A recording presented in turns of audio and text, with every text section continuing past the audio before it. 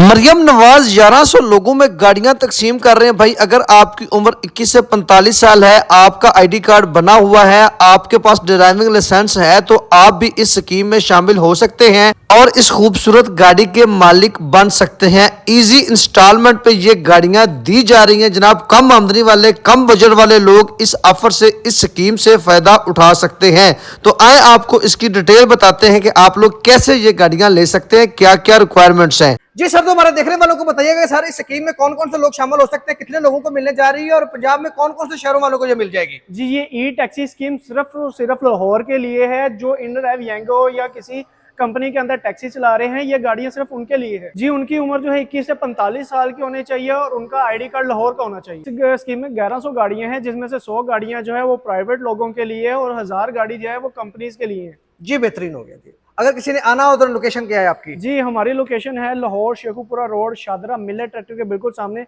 फजले हक गार्डन में हमारा शोरूम है जी। और अगर कोई रब्ता करना चाहे तो अपना हमारे नंबर पे SMS कर सकता है, अपना नाम और लाहौर लिखकर 0329011166।